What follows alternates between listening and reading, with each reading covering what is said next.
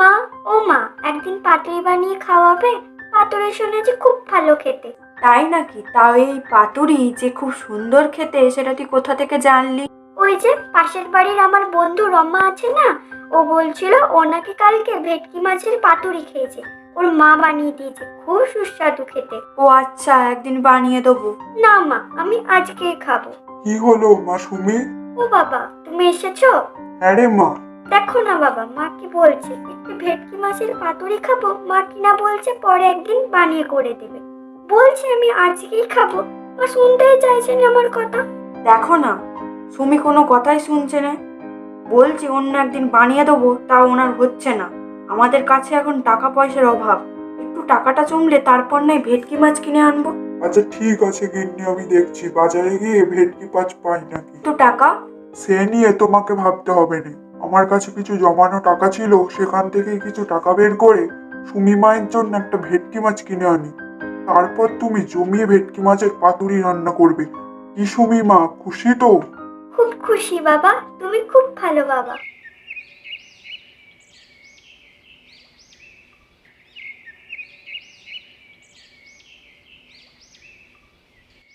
এই যে দাদা, এই ভেটকি মাছগুলো কত করে? আরে সুমির বাবা যে, হ্যাঁ দাদা, একটা সুমির জন্য ভেটকি মাছ কিনবো, ও ভেটকি মাছের পাতুরি খেতে চাই। ও তা কোনটা নেবেন?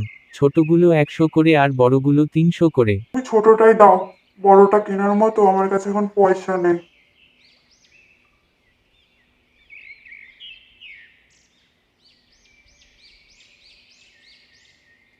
ওই রে মা সুমি, কোথায় গেলি?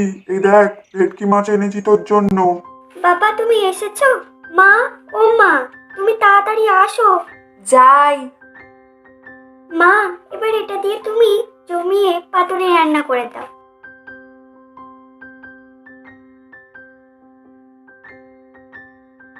বাহ গিন্নি, তুমি তো ভেটকি মাছের পাতুরিটা বেশ বানিয়েছো।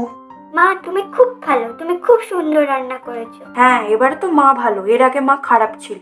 বলে গিন্নি, আমার ফুচকার ব্যবসাটা ঠিক করে চলছে না। দোকানে কোনো খদ্দেরও হচ্ছে না, কেউ খাচ্ছেও না।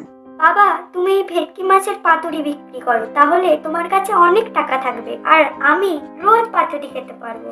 বাহ সুমি, এটা তো তুই একদম ঠিক কথা বলেছিস। বলে গিন্নি, তুমি কালকে থেকে ভেটকি মাছের পাতুরি বানিয়ে দেবে। আমার কাছে যা টাকা আছে তাই দিয়ে ভেটকি মাছ কিনে আনবো। আর আমার কাছেও কিছু টাকা আছে, সেটাও নিয়ে যাও। পরের দিন থেকে সুমির মা পাতুরি বানিয়ে দেয় আর সুমির বাবা সেটা বিক্রি করে। কয়েক মাসের মধ্যেই তাদের একটা বড় হোটেল হয়ে যায় আর তারা অনেক বড় লোক হয়ে যায়। তারা তাদের একটা নতুন বাড়ি করে। এভাবে সুমি, সুমির মা ও সুমির বাবা খুব ভালো থাকে।